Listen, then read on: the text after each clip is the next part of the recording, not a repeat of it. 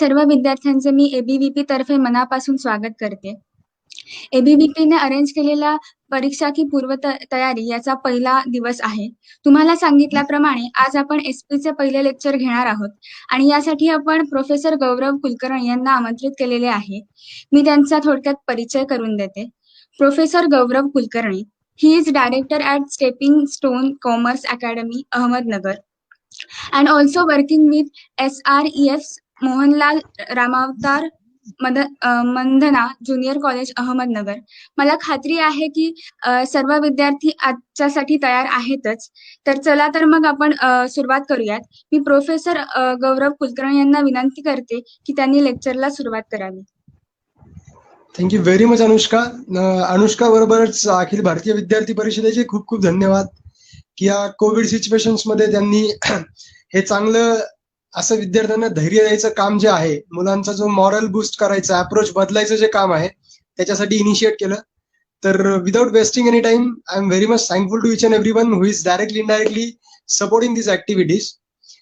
तर मग आपण एक डायरेक्टली कम्युनिकेशनच्या वन वे मधनं मी तुम्हाला काही गोष्टी सांगू इच्छित आहे. मी गेले 4-5 वर्षांपासून इकॉनॉमिक्स, सोसी आणि एसपी या थेरी विषयांबरोबर डील करतोय आणि मला त्यातल्या काही माहिती झाल्या आहेत ज्या मी तुमच्या बरोबर आता शेअर करतो, जेणेकरून तुम्हाला फायदा होईल. बेसिकली माझ्यामुळे जो काही उशीर झाला आहे, माझी आजच टेस्ट पॉझिटिव्ह आली आहे आणि मग त्याच्यामुळे ते डॉक्टरांशी कन्सल्ट करणं वगैरे या सगळ्याच गोष्टी, आणि मी सध्या होम क्वारंटाईनच आहे. तर त्याच्यामुळे जो डिले झालाय त्याच्याबद्दल पहिले मी दिलगिरी व्यक्त करतो आणि सेशनला सुरुवात करूयात. सगळ्यात सुरुवातीला विद्यार्थी मित्रांनो, तुम्हाला एक सगळ्यात महत्वाची बाब माहिती असली पाहिजे की तुमचा पेपर जो होणार आहे, म्हणजे तुमचं जे काही शेड्यूल आलं आहे, हे पुणे युनिव्हर्सिटी बरोबरच महाराष्ट्र बोर्डनी एकदम सुरेखरित्या तयार करून तुम्हाला जास्तीत जास्त वेळ आयसोलेट राहून परीक्षा देता येईल आणि त्याप्रमाणे गॅप मेंटेन केले आहेत. आणि दुसरी महत्वाची गोष्ट, यावर्षी फक्त 3.5 तासांचा पेपर होणार आहे. तर मग तुमचा दरवर्षी 3 तासांचा 80 मार्कांचा पेपर आणि वेळेचं मॅनेजमेंट या संदर्भाचं जे काही कॉम्प्लेक्स असतं, जे बऱ्याच मुलांना असतं नेहमी, ते यावर्षी काही राहणार नाहीये. कारण प्रत्येकच पेपरला अर्धा तास जो वाढून मिळतोय त्याच्यातनं तुम्हाला 100% फायदा होईल. पण प्रामुख्याने आपली परिस्थिती आहे का आता परीक्षा देण्याची, किंवा आपण तेवढी तयारी केली आहे का, पूर्ण वर्षात काही अभ्यास केला आहे का, या एक ना अनेक प्रश्नांशी तुम्ही विविधरित्या डील करतच आलात. तर मग आता महत्वाचं काम तुमच्याकडे असं आहे की परीक्षा ही 100% होणारच आहे, म्हणजे परीक्षा आता शाश्वत आहे. तर मग आपल्याला त्या परीक्षेला सामोरं जाताना अखिल भारतीय विद्यार्थी परिषदेने तुमच्या समोर जे काही शिक्षकांना उभं केलंय, ते या एकच कामाकरता आहे की तुमचं पहिले मानसिक तयारी व्हायला हवी, तुमच्या मनातनं ती भीती जायला हवी, ती कोरोनाची असेल किंवा अभ्यासाची असेल. तर मग सगळ्यात प्रथम तुमची तयारी करा की परीक्षा द्यायचीच आहे. आणि महत्वाची गोष्ट, तुम्हाला कुठल्याही प्रकारची ओरल सध्या द्यायची नाहीये, तुम्हाला कोणत्या प्रकारचं सबमिशन करायला कॉलेजमध्ये जायचं नाहीये. तर असं कोणतंच कंपल्शन नसल्या कारणामुळे तुम्ही घरी आरामात आयसोलेट राहू शकता, घरी आराम करू शकता आणि कोणाच्याही कॉन्टॅक्ट मध्ये न येता पुढचे 20-25 दिवस व्यवस्थितरित्या रोजचे 2 ते 3 तास अभ्यास केला तरी व्यवस्थित अभ्यास करून पास होऊ शकता चांगल्या मार्कांनी. आता महत्वाची बाब म्हणजे अशी की आपण एक एक गोष्टींची चर्चा करताना तुम्हाला समजेलच किंवा नेमका अभ्यास करायचा कसा आहे किंवा का करायचा आहे. तर पहिली गोष्ट, तुम्हाला सगळ्यात पहिलं रिलीफ आलं की तुमच्या अभ्यासक्रमातला 25% भाग वगळण्यात आलाय. म्हणजे तुम्हाला परीक्षेचा अभ्यास हा 75%च करायचा आहे. तर मग आता या 75% अभ्यासामध्ये तुम्हाला अजून काही महत्वाच्या गोष्टी कळण्यात किंवा अभ्यासण्यामध्ये येणार आहेत, ज्या मी तुम्हाला लेक्चरमध्ये सगळ्या सांगेन. तर पहिली बाब, 25% अभ्यासक्रम कमी झालाय. दुसरी गोष्ट, कोणत्याही प्रकारच्या ओरल्स आता होणार नाहीयेत. याचा अर्थ असा नाही की होणारच नाहीयेत. तुम्हाला जे 20 मार्क मिळणार आहेत ते तुम्हाला शाळेकडनं किंवा कॉलेजकडनं हे त्या ओरल्स बेसवर आणि सबमिशनवरच मिळणार आहे. परंतु त्या ओरल तुम्हाला आत्ता काही द्यायच्या नाहीयेत. मग त्या ओरल तुम्हाला जेव्हा द्यायची वेळ येईल तेव्हा तुम्ही ते देतालच, आणि त्याच्याप्रमाणे कोविडची सिच्युएशन नसेल याची काळजी घेऊनच गव्हर्नमेंट त्याचं नोटिफिकेशन काढेल. परंतु आता तुमचं सगळ्यात जास्त महत्वाचं फोकस हे कशावर असलं पाहिजे, तर ते म्हणजे तुमच्या प्रामाणिकपणे अभ्यास करून 12वीची लेखी परीक्षा देण्यावर. परीक्षा ऑनलाईन होतील, केसेस वाढतील, लॉकडाऊन होईल, अशा एक ना अनेक विचारांमध्ये तुम्ही उगाच वेळ वाया घालू नका. आता राहिले ते शेवटचे 20-25 दिवस, याच्यामध्ये तुम्हाला 100% अभ्यासच करून पेपरला सामोरं जायचंय. कुठल्याही प्रकारचा कॉन्टॅक्ट नको, कोणाशी संपर्क नको. सोशल डिस्टन्सिंगमुळे तुम्हाला हे सगळे कामं करायचे आहेत. तुम्ही हे सगळ्या लोकांकडनं ऐकलं आहे, पण माझं हे सांगणं परत एकदा कर्तव्य होतं म्हणून मी तुम्हाला सांगितलं. आता आपण डायरेक्टली आपल्या विषयावर येऊयात. आपला विषय आहे सेक्रेटरियल प्रॅक्टिस, आणि मी येत्या 2-3 दिवसामध्ये ओसी या विषयावरही तुम्हाला काही गाईडलाईन करेल, गायडन्स देईल. पण मला प्रामुख्याने एसपी या विषयी सांगायचं जेव्हा येतं ना, सगळ्यात पहिली गोष्ट की तुम्हाला फॉर्मॅट माहिती असायला हवा, की तुम्हाला परीक्षेचा फॉर्मॅट काय येणार आहे. यावर्षी चेंजिंग फॉर्मॅट आहे तुमचा, ज्याला तुम्हाला सामोरं जायचंय. तो फॉर्मॅट तुम्ही तुमच्या जवळ कॅरी करा. तुमच्याकडे नसेल तर बोर्डाच्या वेबसाईटवर तुम्हाला मिळेल, किंवा कुठल्याही युट्यूब चॅनलवर सर्च करा, मिळून जाईल, किंवा मला पर्सनली मेसेज करा, मी तुम्हाला तो गाईडलाईन्स मध्ये सांगून देईल, काळजी करू नका. तर प्रामुख्याने पहिली गोष्ट, तुम्हाला एसपी या विषयाचा अभ्यास करताना काही गोष्टी लक्षात ठेवायच्या आहेत. तुम्हाला कोणत्याही प्रकारचं खोटं नाटं लिहून चालणार नाही, म्हणजे मन की बात तुमची चालणार नाही.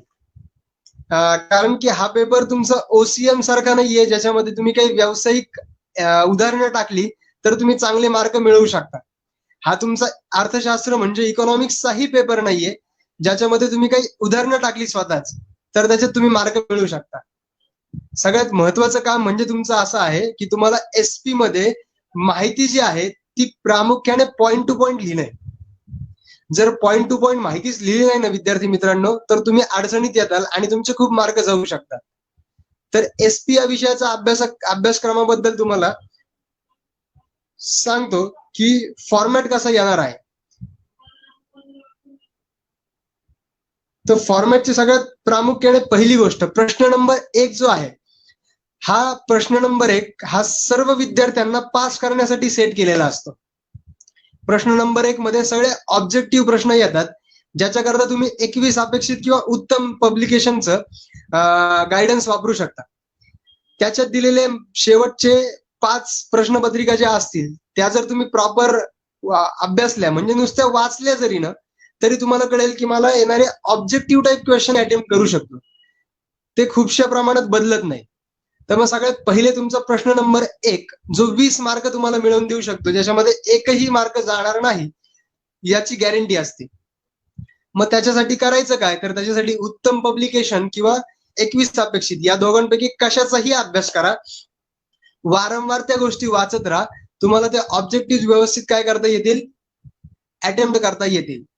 सारखं सारखं वाचनाने तुम्हाला तो कॉन्फिडन्स येईल आणि तुम्ही जे काही गोष्टी वाचल्या आहेत त्या तुम्हाला पेपरमध्ये स्मरण येऊन तुम्हाला त्या अटेम्प्ट करता येतील. 20 मार्कांपैकी जवळपास 15 ते 17 मार्क हे तुमचे कन्फर्म यायला हवेत. जर तुम्हाला सेक्रेटरियल प्रॅक्टिस मध्ये स्कोर करायचा असेल तर तुम्हाला 20 पैकी 20 मार्क मिळवावे लागतील. ऑब्जेक्टिव्ह मध्ये मार्क न जाण्यासाठी तुम्हाला एकमेव काम करायचं आहे, 21 अपेक्षित आणि उत्तम पब्लिकेशन असं काही जरी वापरलं तरी त्याच्यातनं फक्त वाचन करायचं आहे, बाकी तुमचं काही असं दुसरं काम नसेल. इथपर्यंत कळलं तर आपण पुढच्या ठिकाणी जाऊ शकतो. आता विद्यार्थी मित्रांनो, तुम्हाला जे चॅप्टरचं बर्डन असतं की जवळपास 10, 11, 12 चॅप्टर, मग कोणीतरी सांगतं लेटर्स अवघड असतात, कोणीतरी सांगतं हे लिहिणं अवघड असतं. तर एसपी मध्ये प्रश्नाचं सिलेक्शन कसं करायचं याच्या संदर्भात पहिले सांगतो. तुम्हाला जर मी विचारलं की विद्यार्थी मित्रांनो, आता नगरमध्ये मी जिथे राहतो, माझी नेटिव्ह प्लेस आहे अहमदनगर, तर अहमदनगरमध्ये दुकान किती वाजेपर्यंत उघडी असायला हवीत, तर त्याचं उत्तर हे स्पेसिफिकच असलं पाहिजे की संध्याकाळी 8 वाजेपर्यंत. याच्यामध्ये तुम्ही 7:45, 7:15 असं उत्तर देऊ शकत नाही, वेग उत्तर देऊ शकत नाही, कारण ती स्पेसिफिक प्रोव्हिजन आहे. ती काय आहे, स्पेसिफिक प्रोव्हिजनच आहे, बरोबर.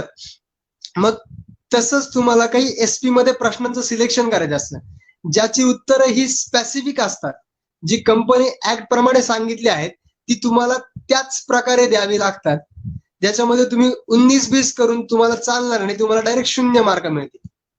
तर तुम्हाला 2 मार्कांसाठी, 4 मार्कांसाठी, 8 मार्कांसाठी जी मोठी प्रश्न विचारली जातात त्याच्यामध्ये तुम्हाला जर माहिती असेल तर स्पेसिफिक उत्तरांची प्रश्नांचं सिलेक्शन करा, नाहीतर तुम्हाला बाकी काही डिस्क्रिप्टिव्ह प्रश्न विचारली जातात, ज्याची मी लिस्ट तुम्हाला सांगेल ज्याच्यामध्ये तुम्हाला फॉर एक्झाम्पल विचारलं जाऊ शकतं की बाबा बोनस शेअर्स म्हणजे काय.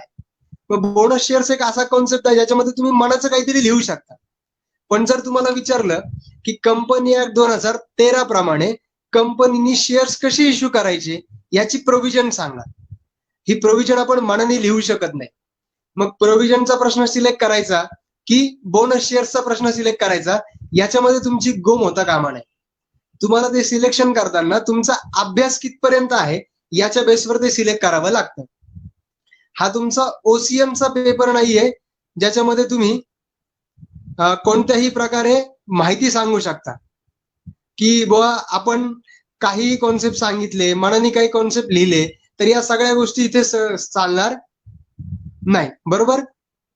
मग तुम्हाला एसपी मध्ये प्रश्न नंबर 2 पासून तर पुढच्या प्रत्येक प्रश्नामध्ये प्रश्न सिलेक्शनसाठी काय करायचंय, स्पेसिफिक अभ्यास असेल तर स्पेसिफिक प्रश्नाचं सिलेक्शन करायचं, नाहीतर ज्याचं डिस्क्रिप्टिव्ह आन्सर असेल त्या सगळ्या गोष्टींचं तुम्हाला सिलेक्शन करणं असतं.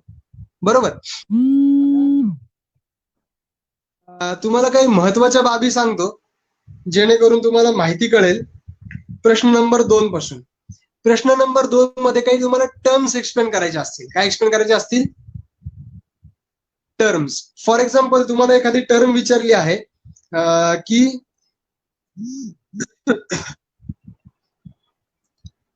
तुम्हाला एखादी टर्म विचारली, फॉर एक्झाम्पल एकच मिनिट तुम्हाला टर्म सांगतो लगेच. IEPF म्हणून एक टर्म आहे. तर इन्व्हेस्टर्सच्या एज्युकेशन आणि प्रोटेक्शनसाठी फंड्स गोळा केली जातात. मग अशा प्रश्नाच्या ऍब्रिव्हिएशनचा आपल्याला अर्थच माहिती नसेल तर आपण त्याच्या संदर्भात उत्तर घेणं पॉसिबल नसतं. मग तुम्हाला इथे असा एक काही प्रश्न दिला आहे, कॅपिटल मार्केट, बॉरोड कॅपिटल, ही 2 मार्कांची प्रश्न आहेत. पण तुम्हाला पॉइंट टू पॉइंट उत्तर येणार आहेत का? मग ज्याचा अभ्यास असेल त्याला 2 पैकी 2 मार्क मिळतीलच. पण मग तुमचं काम काय, ज्यांना प्रश्नांची अर्थव्यवस्थित माहिती नाहीये, डिटेलमध्ये अभ्यास नसेल, त्या विद्यार्थ्यांनी कॅपिटल मार्केट सारखे, बॉरोड कॅपिटल सारखे छोटे जे प्रश्न आहेत ज्याला तुम्ही मनाने एक्सप्लेन करू शकता थोड्या अभ्यासामध्ये सुद्धा, आणि ज्याच्यात तुम्हाला मार्क्स मिळू शकतात. आता मी तुम्हाला 2 प्रश्नांचे उदाहरण देऊन उत्तर सांगतो, म्हणजे आपल्या सेशनचा पुढचा भाग आपल्याला पाहता येईल. पहिली गोष्ट, तुम्हाला जर share capital, share market, borrowed capital असं काही विचारलं तर मला साधं सोपं कळतं ना रे की कॅपिटल म्हणजे काय, की all the money which is invested in the business is called as capital. मग त्याला जर बॉरोड कॅपिटल नावाचा शब्द गोळा केला असेल ना, तर बॉरोड म्हणजे कोणाकडनं तरी आणलेलं, बॉरोड म्हणजे कोणाकडनं तरी आणलेलं. मग कोणाकडून तरी आणलेलं कॅपिटल जे मी माझ्या व्यवसायामध्ये गुंतवतोय, तर माझ्या व्यवसायाचे कोण तयार होतील, तर माझ्या व्यवसायाचे क्रेडिटर्स तयार होतात. मग मी अशी जर एखादी लिंक करून 2 मार्कांचे 2 पॉइंट्स मध्ये उत्तर लिहू शकलो तर मला सोप्या लँग्वेज मध्ये सुद्धा 2 मार्क देण्याची तयारी त्यांची असू शकते. पण मला इन्व्हेस्टर्स एज्युकेशन प्रोटेक्शन फंड जो असतो तो किती वर्षांनंतर तयार करायचा असतो, त्याच्यासाठी कंपनी ऍक्ट कोणती गोष्ट वापरती, त्याच्यामध्ये कोणते पैसे वापरले जातात, या संदर्भात काही माहितीच नसेल तर अशा प्रश्नांकडे आपल्याला जायचं नाही. इथपर्यंत कळाली माहिती? मग तुमचा झाला प्रश्न नंबर 2चं काम, ज्याच्यामध्ये तुम्ही प्रश्न कसा सिलेक्ट करताल या बेसवर तुम्हाला काय करावं लागेल, उत्तर तयार करता येऊ शकतं आणि तयारी करावी लागेल. तर प्रश्नाचं सिलेक्शन हे सगळ्यात तुमचं महत्वाचं काम आहे. प्रश्न नंबर 3, याच्यामध्ये तुम्हाला 3 मार्काचे 2 प्रश्न सोडवायचे आहेत मित्रांनो. मग त्या 2 प्रश्नांमध्ये तुमचं काम असं आहे की ते 2 प्रश्न हे थोडेसे प्रॅक्टिकल बेस असतील, ज्याच्यामध्ये तुम्हाला ओव्हरऑल एसपीचा अभ्यास लागेल. तर माझं पर्सनल रेकमेंडेशन आहे, ज्यांचा अभ्यास व्यवस्थित झाला नसेल त्यांनी प्रश्न नंबर 1, प्रश्न नंबर 2 झाला की प्रश्न नंबर 3 साठी 2 पानं सोडून द्यायची आणि त्याला शेवट लिहायचं, जेणेकरून तुमचा जेव्हा कॉन्फिडन्स येईल पेपरवर तेव्हा तुम्ही त्याला काहीतरी चांगल्या मनाने लिहू शकता. बरोबर. त्याचप्रमाणे प्रश्न नंबर 4 हा सगळ्यात जास्त मार्क तुम्हाला मिळून देईल. प्रश्न नंबर 4 मध्ये तुम्हाला डिस्टिंग्विश लिहायचं आहे, म्हणजे फरक ओळखा लिहायचंय. काय लिहायचंय? मग तुम्हाला जर फरक लिहायचे असतील तर तुम्हाला काही फरकांची मी लिस्ट तयार करून देतो, जेणेकरून तुम्हाला equity share preference shares, shares debentures, share certificate, share warrant, त्याच्यानंतर तुम्हाला primary market, secondary market, capital market आणि मनी मार्केट, शेअर ट्रान्सफर आणि शेअर ट्रान्समिशन, असे काही सिलेक्टेड प्रश्न आहेत जे कायम रिपीट होतात. मग तुम्हाला या प्रश्नाचा फायदा काय होईल की प्रत्येक 4 मार्काच्या डिस्टिंग्विशसाठी तुम्हाला 5 किंवा 6वा पॉईंट हे लिहिणं अपेक्षित असतं. मग तुम्ही याची तयारी जर व्यवस्थित केली तर तुम्हाला याच्यामध्ये 12 पैकी 12 मार्क मिळू शकतात. म्हणजे मी तुम्हाला आतापर्यंत प्रश्न नंबर 1 20 मार्कांचा, प्रश्न नंबर 2 हा 8 मार्कांचा म्हणजे 28 मार्क, आणि प्रश्न नंबर 3 आपल्याला लिहायचा नाहीये लगेच, प्रश्न नंबर 4 फरक ओळखा हा 12 मार्कांचा, म्हणजे एकत्रित 40 मार्कांचा पेपर सांगितला. किती मार्कांचा? 40 मार्कांचा.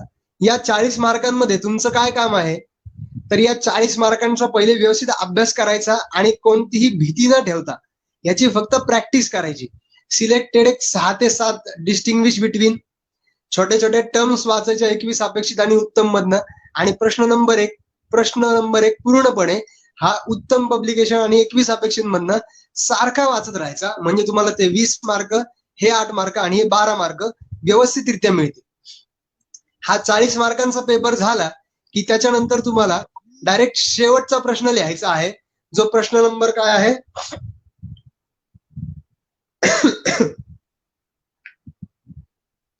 प्रश्न नंबर 8 आहे. प्रश्न नंबर कोणता आहे? 8. प्रश्न नंबर 8 लिहिण्यामागचं प्रयोजन असं असतं, प्रश्न नंबर 8 हा 100% तुम्हाला शेअर्स वर विचारला जातो. कशावर विचारला जातो? शेअर्स. मग शेअर्स मध्ये 2 प्रकार असतात, एक तर इक्विटी शेअर्स किंवा प्रेफरन्स शेअर्स. त्या 2 पैकी एका शेअर्सचे तुम्हाला फीचर्स विचारले जातात. काय विचारले जातात? फीचर्स. मग तुम्ही त्याचा फरक ओळखा जर व्यवस्थित अभ्यास केला असेल आणि फीचर्स जर एकदा व्यवस्थित लिस्ट करून ठेवले मित्रांनो, तर तुम्हाला 8 पैकी जवळपास 6 ते 7 मार्क नक्की मिळतील. मग तुम्हाला पहिले प्रश्न नंबर 1, मग प्रश्न नंबर 2, मग प्रश्न नंबर 4 आणि मग प्रश्न नंबर 8 या सगळ्यांचा व्यवस्थितरित्या अभ्यास करून सगळ्यात पहिले प्रॅक्टिस करायची आहे. ही प्रॅक्टिस जर तुम्ही केली तर तुम्हाला कोणत्याही प्रकारे कंपनी ऍक्टच्या प्रोव्हिजन लक्षात ठेवण्याची, प्रोव्हिजन वाचायची आणि खूप जास्त अभ्यास करण्याची गरज राहणार नाही. आता परिस्थितीत मी तुम्हाला हे सांगणं का गरजेचं आहे, कारण तुमचा कोणत्याही प्रकारचा व्यवस्थित क्लास, व्यवस्थित कॉलेजमध्ये अभ्यास झाला नाही. आपलं संपूर्ण वर्ष भीतीमध्ये गेलेलं आहे. तर ती भीती जाण्याकरता आपण काय करायचंय?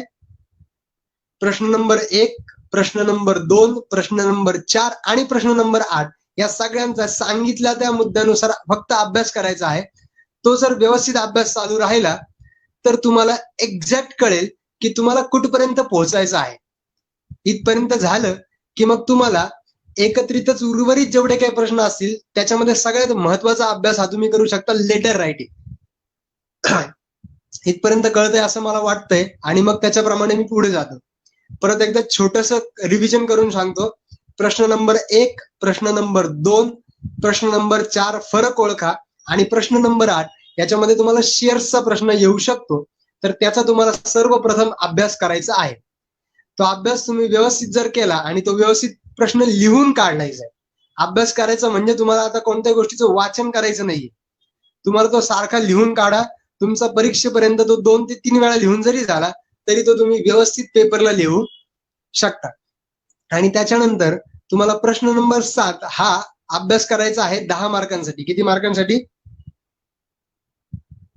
10 मार्कांसाठी. तर 10 मार्कांमध्ये तुम्हाला 2 लेटर्स लिहायचे आहेत. काय लिहायचं आहे लेटर्स मध्ये ते सांगतो, फक्त लक्षात ठेवा. तुम्हाला पेपर किती लिहायचा आहे? तुम्हाला पेपर हा जवळपास 50 मार्कांचा अभ्यास करून सर्वप्रथम लिहायचा आहे घरच्या घरी, जेणेकरून तुमचा कॉन्फिडन्स वाढेल की हा मला एसपी सारखा विषय खूप जास्त अभ्यास न करता सुद्धा 50 पैकी 50 मार्क देऊ शकतो. बरोबर? तर मग आता माझं सर्वप्रथम काम आहे प्रश्न नंबर 1, प्रश्न नंबर 2 फरक ओळखा, प्रश्न नंबर 4 आणि प्रश्न नंबर 8 ज्याच्यामध्ये मला शेअर्सचा प्रश्न झाला की मला लेटर्स लिहायचे. किती मार्कांचे? 5-5 मार्कांचे 2 लेटर्स मला लिहायचे आहेत. तर मग ते 2 लेटर्स मी कसे लिहिणार? तर सगळ्यात सोपं काम करायचं मित्रांनो. लेटर आपण ह्याच्या पहिलेही खूप वेळा दिलेला आहे.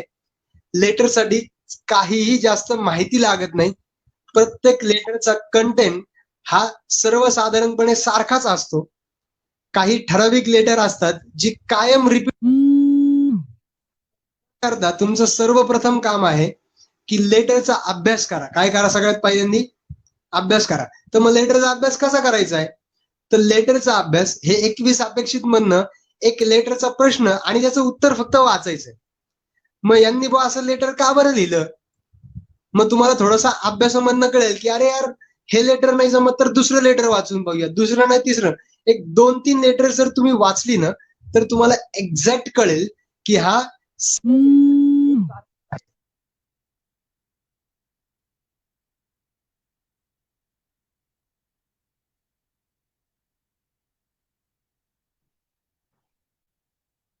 सॉरी.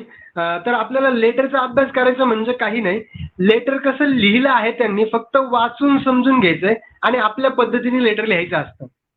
लेटरला सगळ्यात जास्त मार्क हे कशासाठी असतात? तर 5 पैकी जवळपास तुम्हाला 3 मार्क हे तुमच्या बॉडी पार्टला असतात. कशाला असतात? बॉडी पार्टला. म्हणजे आपण जो मुद्दा दिलाय त्या मुद्द्याविषयी काय लिहितोय याला तुम्हाला 3 मार्क असतात आणि उर्वरित फॉर्मॅटला 2 मार्क असतात. मग तुमचं काम काय मित्रांनो? सगळ्यात पहिल्यांदी 2 लेटरचे 2-2 मार्क कन्फर्म करायचे. फॉर्मॅट तर आपल्याला तयार करता येऊ शकतो ना. आपल्याकडे जवळपास 20 दिवस आहेत. 20 दिवसांमध्ये ही छोटीशी तयारी आणि एक तयार करायच्यात आपल्याला फक्त फॉर्मॅट. सगळ्या लेटरचे फॉर्मॅट सेमच असतात. मग ते फॉर्मॅट तयार करून घ्या. त्याचे 2 आणि 2 असे 4 मार्क तयार करा आणि मेन बॉडी पार्ट कसा लिहिला आहे हा सारखा सारखा वाचा. त्याच्यातला तुम्हाला जिथपर्यंत लिहिता येईल त्यातनं तुम्हाला 3 पैकी 1 मार्क, 3 पैकी 2 मार्क आणि फार फार तर 3 पैकी 3 मार्क मिळण्याची शक्यता असते. असं कोणत्याही प्रकारे तुम्हाला मार्क तयार करायचे. अभ्यास करून तुम्हाला मार्क नाही मिळणार आहे, तुम्हाला मार्कांपर्यंत पोहोचावं लागणार आहे. मी जोपर्यंत लेटरची तयारी करत नाही, मला जोपर्यंत माहिती नाही की लेटरच्या फॉर्मॅटला किती मार्क आहेत, मग मला फॉर्मॅट आला तर किती मार्क मिळतील. मी जर 4 ओळी लिहिले या संदर्भात तर मला 1 मार्क मिळेल. मी त्या मुद्द्यामध्ये एखादी प्रोव्हिजन टाकली तर मला दुसराही मार्क मिळेल. मग 5 पैकी 4 मार्क मिळाले तर मी समाधानी आहे का? हे तुम्हाला तुमचं ठरवायचं आहे. प्रत्येक विद्यार्थ्याची बुद्धी कौशल्य, अभ्यासाची पद्धत ही वेगळी असते.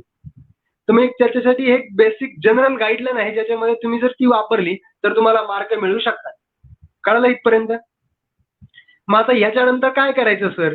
तर तुम्हाला मी आतापर्यंत जे काही सगळं सांगितलं हे सॉर्टेड आहे एकदम. त्याच्यामध्ये पूर्ण परीक्षेचा पूर्ण अभ्यासक्रम ठरलेला नाही.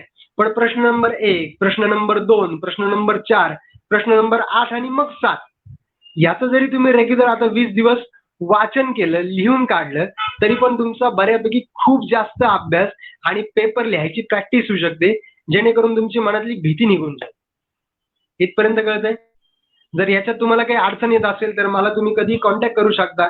त्याच्याप्रमाणे आपण तयारी करूयात आणि मग मी तुम्हाला बेसिक गाईडलाईन्स मध्ये सांगेल की प्रश्नाचं उत्तर तयार कसं करायचं. इथपर्यंत कळालं? या सगळ्या गोष्टींनंतर तुम्हाला एसपीच्या पेपरचा फॉर्मॅट सर्वप्रथम तुम्ही डाउनलोड करून घ्या. प्रश्न नंबर 1, 2, 4, 8 आणि मग 7 हे लिहायला सुरुवात करा आणि तुमचा 50 मार्कांचा हा पेपर आणि 20 मार्क कॉलेजकडनं असे तुमचे जवळपास 70 मार्क तयार झाले की तुम्हाला या 70 पैकी जवळपास फर्स्ट क्लास मार्क मिळणं एकदम सोपं जातं. आणि मग उर्वरित पेपरचा तुम्ही प्रश्न उत्तरांप्रमाणे अभ्यास सुरुवात केला तर तुम्ही कुठेतरी अच्छा स्कोर करू शकता. या तुम्हाला झाले बेसिक गाईडलाईन. हे आपलं 2 वे कन्व्हर्सेशन जर असेल किंवा तुम्हाला काही गाईडलाईन्स हव्या असत्या तर मी तुम्हाला तुमचे प्रॉब्लेम सॉल्व्ह केले असते. पण तुमचा सगळ्यात महत्वाचा प्रॉब्लेम जो असतो वेळेच्या मॅनेजमेंट संदर्भात तो तुमचा राहिला नाहीये. कारण परीक्षा ही 3.5 तासाची होणार आहे. तर ती 3.5 तासाच्या परीक्षेकरता तुम्ही कशी तयारी करायला हवी? तर तुम्हाला जास्त काही काळजी करायची गरज नाही. फक्त प्रिकॉशन्स घ्या जास्ती करून कोविडच्या बाबतीत आणि पेपर आरामात लिहा. पेपरला वेळ पुरणार आहे. प्लॅन करून जा की मला कोणता प्रश्न कोणत्या पानावर लिहायचा आहे. मी तुम्हाला सांगितल्याप्रमाणे आता हे 5-7 प्रश्नांची तुम्ही सारखी जरी आवृत्ती केली तरी तुम्ही खूप सोप्या पद्धतीने प्रश्नांची उत्तरं लिहू शकतात. एसपी हा एक असा विषय आहे की ज्याच्यामध्ये मी तुम्हाला एखादी माहिती ही एका तासामध्ये नाही सांगू शकत. परंतु त्या माहिती संदर्भात जेवढं काही तुमचा पेपर आहे की प्रश्न नंबर 1 तुम्हाला कोणत्या माहितीच्या आधारावर नाही तो तुमच्या प्रॅक्टिसच्या बेसवर. प्रश्न नंबर 2, प्रश्न नंबर 4 मी तुम्हाला काही लिस्ट सांगितली फरक ओळखांची. त्याचा जरी तुम्ही अभ्यास केला. प्रश्न नंबर 8 मध्ये तुम्हाला शेअर संदर्भात 100% प्रश्न येणार असतो. त्याचा तुम्ही अभ्यास करा. फीचर्सचा दोघांच्या एक व्यवस्थित फीचर्सचा 10 मार्कांचा प्रश्नाचं उत्तर तयार करा.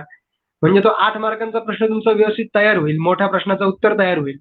मग तो कसा लिहू शकतो आपण, त्याच्यासाठी थोडेसे पॅटर्न चेक करा आणि मग तुम्ही योग्य तो पेपर तयार करून योग्य तो मार्क मिळवण्याच्या कामी जाऊ शकता. याच्यानंतर तुम्ही लेटर संदर्भात तुम्हाला मी जे काही सांगितलं, की फॉर्मॅटसाठी जे सेपरेट 2 मार्क असतात ते पहिले मिळवा.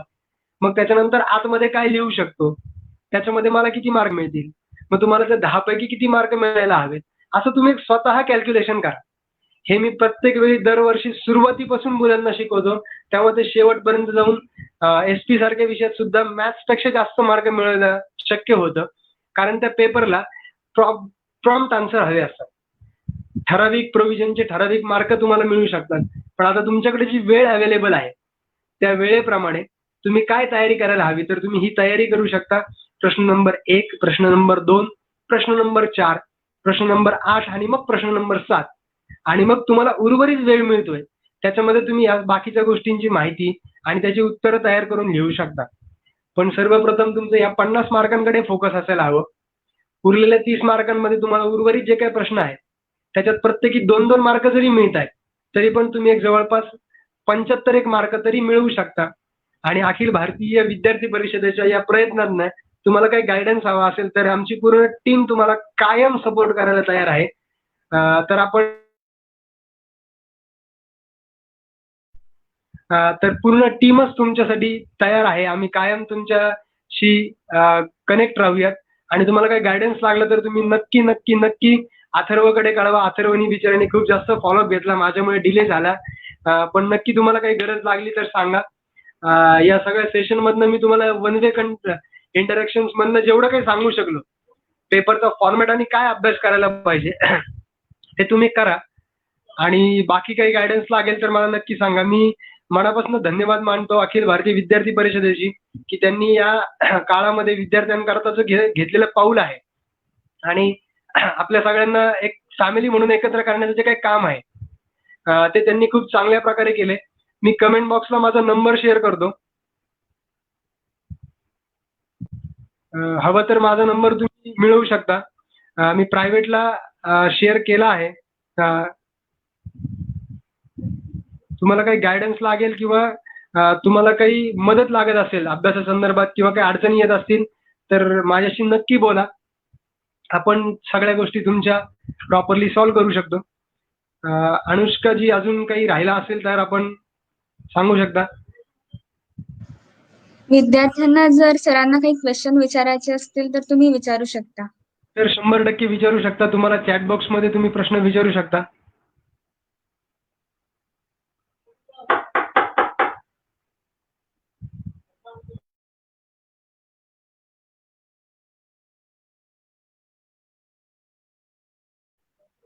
अनुष्का मॅडम, तुम्ही लागलाच त्यांना माझा व्हॉट्सअप नंबर शेअर केला सोशली, तरी मला काही इश्यू नाहीये. हो, हो. चालेल. मी थँक यू चॅट सो बॉक्सला मच शेअर सर. केला आहे. हो, हो. नक्कीच. Thank you so much sir. Thank एस-पीचा यू व्हेरी अभ्यास मच. कसा करावा, टाईम मॅनेजमेंट कसे करावे, एस-पीचे वेटेज कसे असावे, फॉर्मॅट कसा असेल, याबद्दल तुम्ही अगदी डिटेलमध्ये माहिती दिली. गौरव सर यांनी ते स्वतः पॉझिटिव्ह असताना सुद्धा पॉझिटिव्ह राहून या उपक्रमामध्ये सहकार्य केले. त्याबद्दल हे त्यांचे सगळं अगदी अखिल भारतीय धन्यवाद. विद्यार्थी परिषदेचं श्रेय आहे, की त्यांनी मला ऑपॉर्च्युनिटी दिली आणि माझ्यासाठी त्यांनी 2दा पोस्टपोन केला टाइम. त्याबद्दल थँक यू व्हेरी मच. माझा नक्की नंबर शेअर करा. मला काही लागलं तर नक्की सांगा. आपण हो, हो. पुढचं सेशन अजून चांगल्या प्रकारे घेऊयात. नक्की तुम्हाला काही गाईडन्स लागेल तर आपण करूयात. काळजी करू नका. हो. आणि तन्मयजी दीक्षित यांनी आपल्याला हा प्लॅटफॉर्म ओपन करून दिला, त्यासाठी त्यांचेही अगदी धन्यवाद. त्यांचे खूप आभार. हो, हो.